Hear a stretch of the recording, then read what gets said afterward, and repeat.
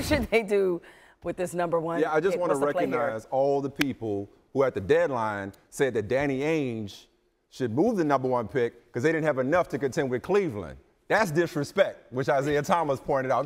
Why are we so delusional? Not to mention they were down 0-2 to the Bulls and then Rondo got hurt. And the Wizards, it's not like they had to get away with the Wizards. But I'm sorry, that was the last topic. What should they do? Keep the pick. Hold on to the pick. Like the really, really, really long view continually.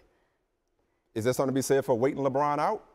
Because, okay, you could make a trade for somebody like a Paul George and sacrifice, you know, the #1 pick this year and say, just spitballing, Jaylen Brown or the unprotected first rounder that they have from the Nets next year. Will that close the gap? Maybe, maybe not. Does Paul George want to be there long term? Is that enough to pry Jimmy Butler out of Chicago? Who knows?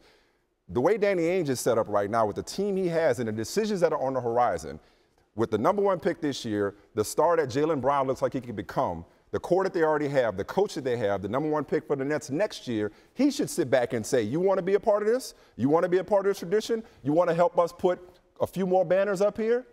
Sign as a free agent.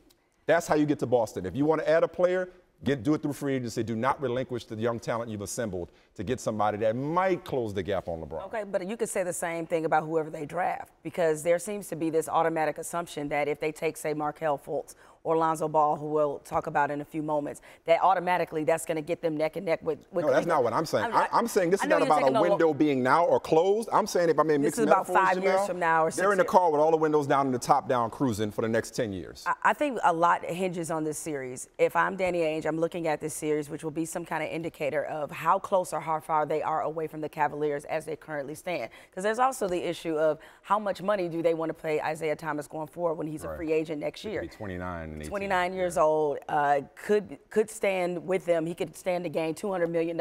Is he worth that kind of max money to this franchise? And which could put them in another sort of, you know, barrel of decisions about what to do with him. So there's that part of it. But look, to me, this all boils down to what will not only get you closer, but what will also set you up for years to come. And I think they are actually in the unique position to do both. Look, I know that Jimmy Butler or Paul George, as you mentioned, because everybody feels like he wants to go to LA. Right. He can only get them so close.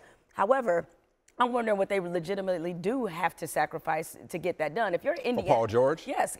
Right. And do you assume that he really wants to be there? You can't trade for him if he's not going to commit to you long term. Correct. So I get that for them, it's the wrong time to sort of have this kind of luxury and this freedom. But look, nothing is promised, even with sitting and waiting. Look, Washington is right there, too. There are other teams that may make moves, and while you're sitting there, something may happen. That doesn't mean a #1 pick. That doesn't mean that they have to jump the gun and be impatient. So I understand that, but look, I didn't say that they should have traded it at the deadline, but I do think this summer maybe there's some more teams that we probably don't know about that want to trade some people. Because there's clarity. Correct. There's Before clarity. it was a percentage available. that they would win the lottery. Now that they've won the lottery, it makes it more attractive. And, right. and I understand that. But you shouldn't let this money burn a hole in your pocket. I would if Markelle Fultz is really that dude, okay, and you get to add him to this core, and you got 2018's #1 from the Nets, and you got Jaylen Brown, you're saying this team is not only good now as it's presently constituted, but how much better will we be going forward when these guys grow up?